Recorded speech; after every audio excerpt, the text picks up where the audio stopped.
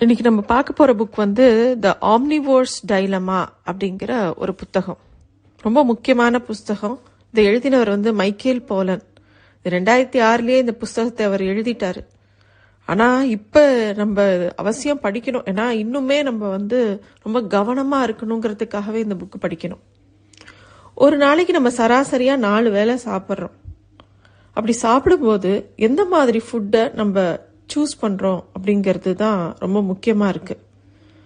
ஏன்னா இந்த புஸ்தகத்துல வந்து இண்டஸ்ட்ரியல் ரெவல்யூஷன் நம்ம சாப்பிட்ற சாப்பாட்டை அப்படியே மாத்திடுச்சு அப்படின்னு சொல்றாரு.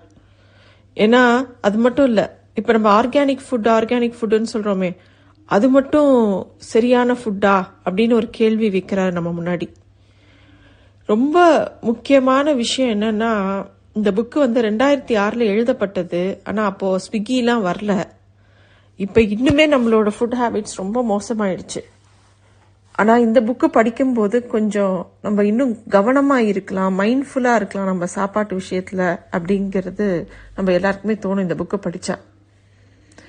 நம்ம ஒரு நல்ல ஆரோக்கியமான உணவுக்கு என்னெல்லாம் நம்ம வந்து விட்டு கொடுக்கணும் அப்படின்னா, எப்ப பாரு நம்ம அவசரத்துக்கு சாப்பிட்றது, நம்ம நினைச்சதை சாப்பிடணும்னு நினைக்கிறது, அதெல்லாம் கொஞ்சம் நம்ம விட்டு கொடுத்துட்டு கொஞ்சம் கவனமா நம்ம சாப்பிட்டோம்னாக்கா, நம்ம மட்டும் இல்ல, நம்ம நினைக்கிறோம் நம்ம உடம்பு ஆரோக்கியம் மட்டும்தான் ஒரு சாப்பாட்டுல அடங்கி இருக்குன்னு. நம்மளை சுத்தி இருக்கக்கூடிய சுற்றுச்சூழ்நிலையும் கூட, சுற்றுச்சூழல் எல்லாமே அதுல அடங்கியிருக்கு.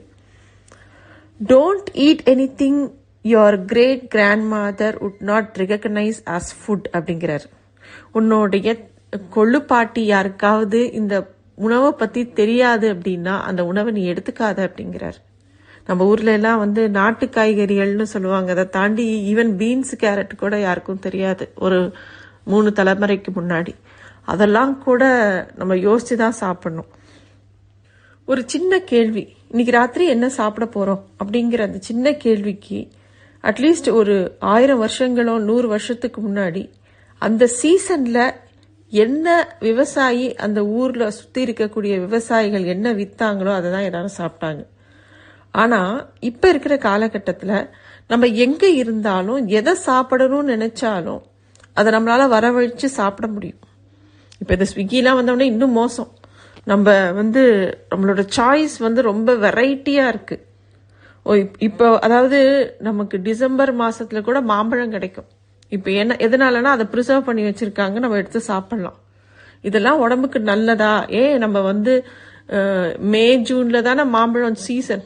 ஆனா நம்ம வந்து எந்த டைம்ல வேணாலும் சாப்பிடலாங்கிற மாதிரி இந்த டெக்னாலஜியோட வளர்ச்சினால, சயின்டிபிக் ரெவல்யூஷன்னால, இந்த இண்டஸ்ட்ரியல் டெக்னிக்ஸ்னால எல்லா சமயமும் நம்ம நினைக்கிறது எல்லாமே நமக்கு கையில கிடைக்குது. அதோட குவாலிட்டியோ அதோட ஆத்தென்டிசிட்டியோ பத்தி நமக்கு இப்ப கவலை இல்லை. எனக்கு இப்ப வேணும், எனக்கு வாங்கணும், நான் சாப்பிடணும் அப்படிங்கிற மென்டாலிட்டி நமக்கு ரொம்ப இருக்கு. இதுல வந்து இந்த புஸ்தகத்துல 3 மேஜர் ப்ராப்ளத்தை அவங்க நம்ம கண்ணு முன்னாடி வைக்கிறாங்க. இதெல்லாம் வந்து நம்ம யோசிச்சே பார்த்திருக்க மாட்டோம். இது வரைக்கும் இந்தியால வந்து கிட்டத்தட்ட ஒரு 1980கள் வரைக்கும் சரியாதான் இருந்தது. அதுக்கப்புறம் கொஞ்சம் கொஞ்சமா வெஸ்டர்ன் கல்ச்சர் இன்ஃப்ளூயன்ஸ் வர வரதான் நம்ம ரொம்ப மோசமா ஆனோம். இப்ப ரொம்பவே மோசமாயிட்டோம்.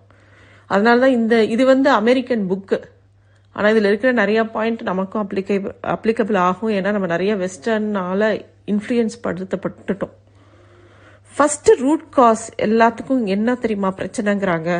Corn is the root of the problem அப்படிங்கிறாங்க. It all started with corn அப்படிங்கிறாரு. கார்ன்னா சோளங்கிறது ஒரு நல்ல பிளான்ட். அந்த பிளான்ட்டை வந்து நம்ம சாகுபடி பண்றது ரொம்ப சுலபம். அமெரிக்கால அது ரொம்ப சுலபமா எக்கச்சக்கமா அவங்க வந்து அதை பயிரிட்டாங்க. எப்போ யூரோப்பியன்ஸ்லாம் ஃபர்ஸ்ட் அமெரிக்காவுக்கு வந்து லேண்ட் ஆனாங்களோ, அவங்க அந்த ஃபார்மர்ஸுக்குலாம் ரொம்ப சுலபமா இருந்தது இந்த சோளத்தை வளர்க்கறது. அப்போ வந்து அதுவும் டெக்னாலஜி வளர வளர அவங்க அந்த சோளத்தோட ஜெனட்டிக் லெவல்லே மாத்தி இன்னும் ஹை ஈல்டு கொண்டு வர முடிஞ்சது. கண்ணாபின்னான்னு அவங்க போட்ட இன்வெஸ்ட்மெண்ட்டுக்கு வளர்ச்சி ரொம்ப ஜாஸ்தி இருந்தது. அப்போ ஆரம்பத்துல நல்லா வளர்ந்துட்டு இருந்த கார்னு அந்த அவங்க டெக்னிக்ஸ்லாம் யூஸ் பண்ண அப்புறம் 10 மடங்கு அதோட ப்ரொடியூஸ் இன்க்ரீஸ் ஆயிடுச்சு. அப்போ வாங்குறவன் நிறைய சப்ளை இருக்கும்போது டிமாண்ட் குறையும் இல்லையா? அப்போ வாங்குறவன் விலை கம்மியா கேட்டான். அப்போ கவர்மெண்ட் என்ன சொல்லுச்சு, நீங்க கார்னை ப்ரொடியூஸ் பண்ணுங்க, அந்த டிஃபரன்ஸ் ஆஃப் மணி இருக்கு இல்லையா, வாங்குறவனுக்கும் உன்னோட லாபத்துக்கும் இருக்கிற டிஃபரன்ஸை நான் பே பண்றேன்னு சொல்லி கவர்மெண்ட் வேற சப்போர்ட் பண்ண எக்கச்சக்கமான கார்ன் விளைவிக்க ஆரம்பிச்சிட்டாங்க ஃபார்மர்ஸ். அப்போ அது என்ன ஆயிடுச்சு, அந்த டிமாண்ட் அண்ட் சப்ளை சைக்கிள்லயே அந்த கார்ன் வந்து அஃபெக்ட் பண்ண ஆரம்பிச்சிருச்சு. இவ்வளோ எக்ஸஸா கார்ன் ப்ரொடியூஸ் இருக்கும்போது அந்த கார்னை சிறப்பா மாத்தினாங்க நிறைய. அந்த சோள சிறப்பை எல்லா பொருட்கள்லையும் அவங்க அமெரிக்கால ப்ரொடியூஸ் பண்ணக்கூடிய மித்தா எல்லா ப்ராசஸ் ஃபுட்லையும் இதை ஆட் பண்ண ஆரம்பிச்சாங்க, இந்த ஃப்ரக்டோஸ் கார்ன் சிறப்பை. அது மனுஷங்களுக்கும் கொடுத்தாங்க, மிருகங்களுக்கும் கொடுத்தாங்க. அதாவது அந்த அனிமல்ஸ்னா அந்த வீட்டில் வளர்க்கக்கூடிய மாடு, கோழி எல்லாத்துக்குமே வந்து இதை கொடுக்க ஆரம்பிச்சிட்டாங்க. ஏன்னா இந்த கார்ன் சிறப்பால உருவாக்கப்பட்ட பலவிதமான தின்பண்டங்கள் நிறைய உருவாக ஆரம்பிச்சது. இது வந்து உடம்புக்கு பெரிய கேடு. நம்ம ஒரு பிஸ்கெட் பேக்கெட்டை எடுத்து பின்னாடி பார்த்தா கூட கார்ன் சிரப் அதில் ஆட் ஆயிருக்கும். இதுதான் உண்மை.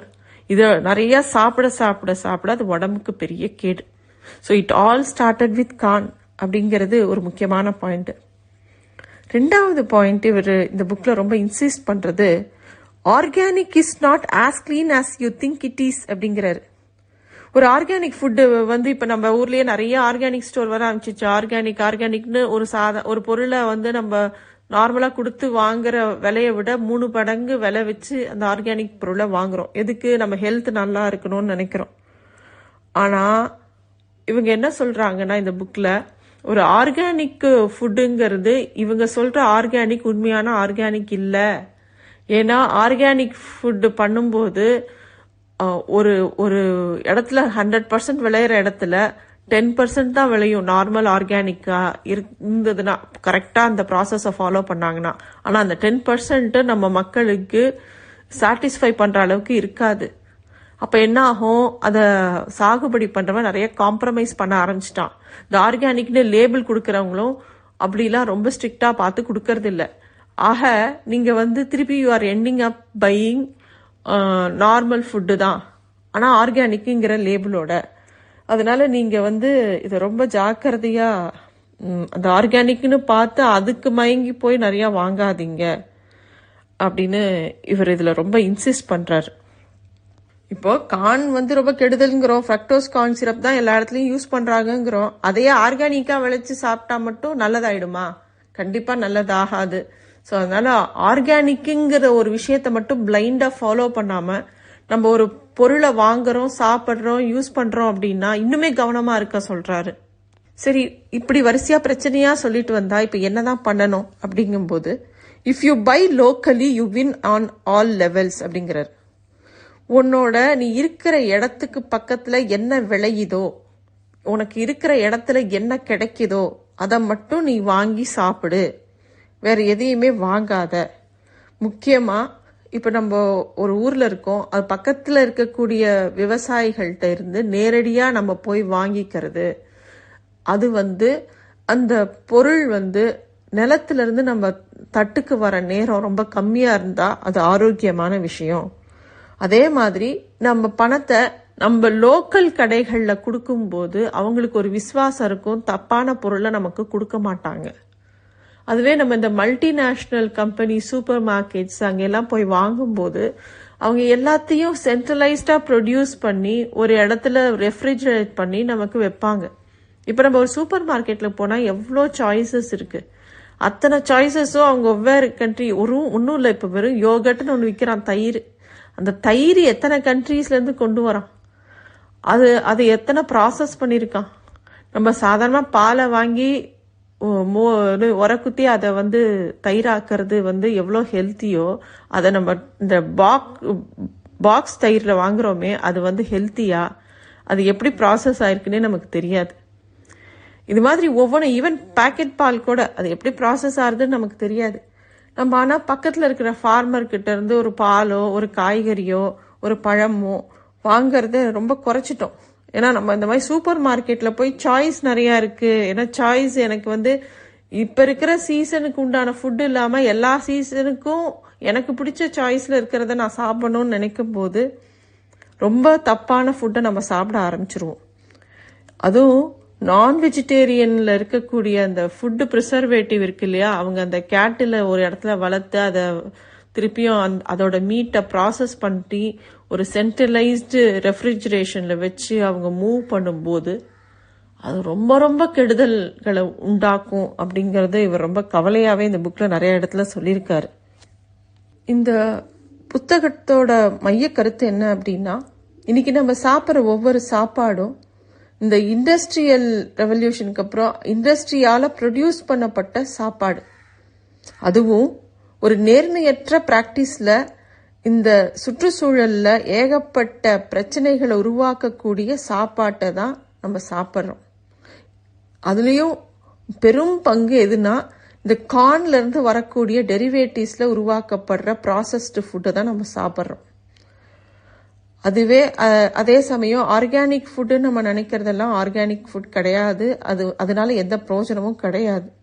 அதனால பெஸ்ட் சொல்யூஷன் என்னன்னா, நமக்கு பக்கத்துல கிடைக்கக்கூடிய நமக்கு கண்ணால தெரியக்கூடிய ப்ரொடியூசர்ஸ் இருந்து வாங்குறது. அதாவது லோக்கலா நம்ம 2-3 தலைமுறைகளா என்ன சாப்பிட்டாங்களோ, நம்ம 3 தலைமுறைக்கு முன்னாடி என்ன சாப்பிட்டாங்களோ அந்த ஃபுட்டை தான் நம்ம ப்ரிஃபர் பண்ணணும். அந்த சீசன்டு ஃபுட்டு தான் நம்ம சாப்பிடணும். அந்த ஏரியால விளையக்கூடிய அந்த ஏரியால இருக்கக்கூடிய சின்ன சின்ன கடைகளை நம்ம வளர்த்து விடணும். அதுதான் நமக்கு ஒரு ஹெல்த்தியான லைஃபை கொடுக்கும். ரொம்ப காம்ப்ளிகேட்டடா எதுவும் பிரச்சனை உண்டு பண்ணாது நம்ம உடம்புல. அப்படிங்கறத உடம்புல மட்டும் கிடையாது, நம்மளை சுத்தி இருக்கக்கூடிய என்விரான்மெண்ட்டை பத்தியும் நம்ம ரொம்ப யோசிக்கணும் அப்படிங்கறத இந்த புக்கோட மைய கருத்து. அவசியம் படிக்க வேண்டிய புக்கு, படிக்கிறது மட்டும் இல்லாம நம்ம அப்ளை பண்ண வேண்டிய ஒரு முக்கியமான புக்கு. தேங்க்யூ.